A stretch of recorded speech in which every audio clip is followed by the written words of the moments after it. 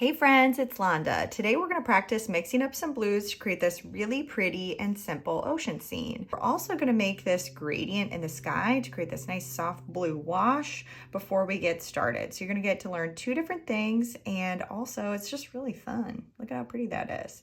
So everything that you see here, these are the things that you're going to need. I'll also add them in the caption as well. These are the colors that I'll be using today. You can use as many different blues as you like for this project.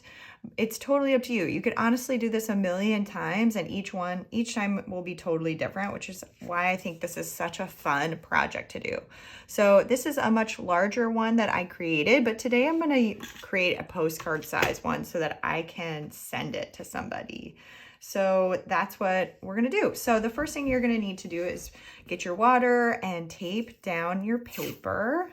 Once your paper is taped down, the first thing that we're going to do is we are going to choose where we want our horizon line. So if you're painting the ocean, your horizon line is where the sky meets the water. So all I'm going to do is take I can either take a piece of tape or I can draw that line with a pencil. So I'm going to use a piece of tape since that's just going to be the easiest thing to do.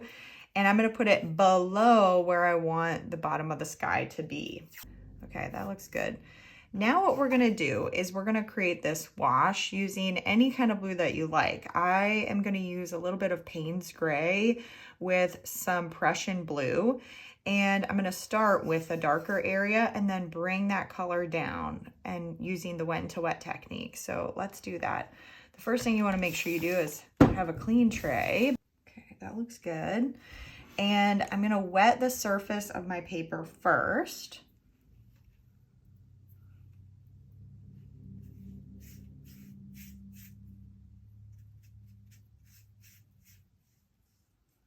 And what I like to do is go in different directions to really make sure that the water gets into the paper. All right, great. So we just wet the surface of our paper with water. Now I'm going to get my two colors that I'm going to be using for the sky, which is Payne's Gray. Let me move this so you can see. Payne's Gray and a little bit of Prussian blue. That looks pretty good. And I'm going to start at the top and just swipe across. If that looks too dark, then you could go back and immediately kind of lift it out. That to me looks good. Remember, this doesn't have to be, you don't have to worry, is this night? Is it day? It's all right. Doesn't really matter. And now we're going to drag that color out. So I'm going to go up into it and then pull it down, back and forth. And if it's not pulling down enough, maybe that means I need a little bit more paint. So I'm going to grab a little bit more. Start at the top where it's dark and then drag it out. Okay. And this, I want to look more like a gradient, which is going from dark to light or light to dark.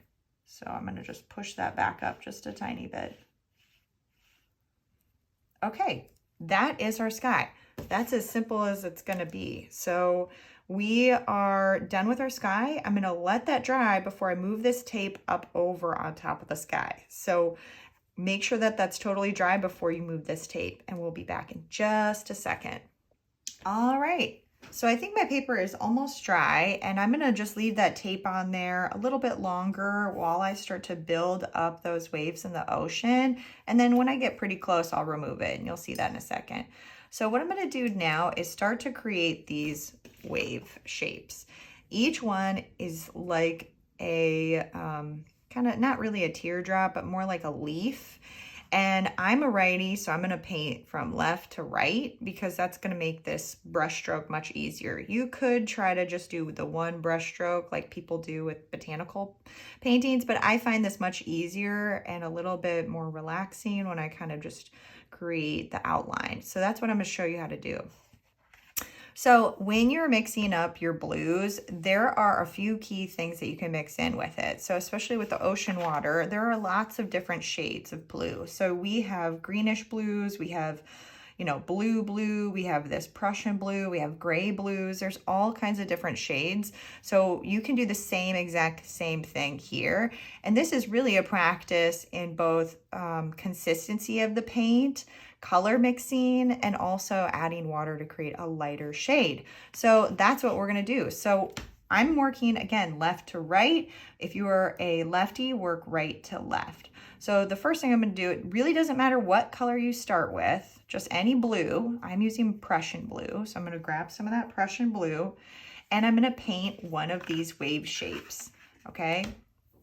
And what that looks like is I'm going to start on that left-hand side, and I'm gonna go up, and then I'm going to go down about halfway, and then I'm gonna close the shape like that. And then I'm gonna paint in the middle. As soon as that shape is closed and created, I'm gonna fill that with whatever color I have in my brush. Now this is the super relaxing part. So all you're gonna do is take another color. It could be Payne's gray. It could be another blue. It could be a green. And let's do that. We're gonna add a little, just a tiny bit of Viridian, and I'm mixing it into that blue that I already had on my palette. I'm not changing anything right here. I'm just adding to it. And then I'm gonna make another one of these shapes. So I'm gonna start at about a little bit to the right of the center point of that wave. I'm gonna go up and down, down and up, and I'm gonna fill that in. And now I'm gonna take a little bit more of that green and add it to the same area that I just mixed up. I'm gonna make another one. Start at about the same place, up, down, down, up. Fill it in. And I'm always lifting my brush on the right-hand side. It creates a little bit more of a darker side on the right. Now, what I'm gonna do is I can go back and start to add the Prussian blue back into the color that I've been mixing. Okay, oops. And I'm gonna do another one. Up, down, down, and up. Almost like a diamond, like a rounded diamond shape. I'm gonna paint onto the tape because it's gonna help me create that shape. Now, once you go from one side to the other, you are going to go back to that left-hand side, the same color that you just created, go down, create a half shape right here. And then you're not gonna wash your brush out, but you're gonna dab just the tip of your brush in your water, just a little bit. And I'm going to paint another one of those shapes right next to the last one. I'm gonna do it again, and you're gonna repeat this until the shape that you just created is lighter and lighter and lighter. So what this is doing is you're adding water, you're not adding pigment or paint, and it's keeping the same color that you mixed up, but it's making it a little bit lighter. So you're gonna get a lot of practice understanding how much water to add in your brush and how much paint that you need to create a certain consistency, okay? So I'm dabbing and getting a little bit more water. I'm gonna go one more time. It looks like I have enough space here. Okay, I'm gonna fill this in. Now you just repeat this process. Let's make it a little bit grayer. It really doesn't matter, and it doesn't matter where you start on here or where you end. The only difference between these down here and these up here is that these got a little bit smaller. So that just helps create a tiny bit of depth. I'm gonna start, just added some Payne's gray to that same color that I was mixing up. I'm gonna create that shape and fill it in. Now I could keep making it darker, or I can make it lighter. So you get to choose your path. So you can add colors to change it up. You can add water to make it lighter. You can add Payne's gray or black to make it darker.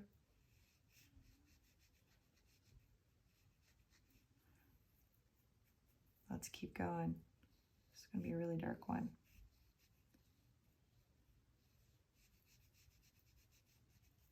Now I'm gonna start to make it lighter. You can make it lighter and bluer if you want. Let's add some ultramarine now. So just follow this process the whole entire time. So I'm gonna keep making my shapes up and then down, down, and then up. I'm gonna get a little water, dab off any extra water as you go. So up, down, down, and up.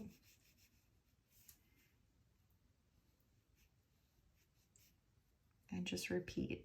And sometimes I'll just use up the paint that I have in these itty bitty sections. So you just keep filling and filling and filling. So let's add some green.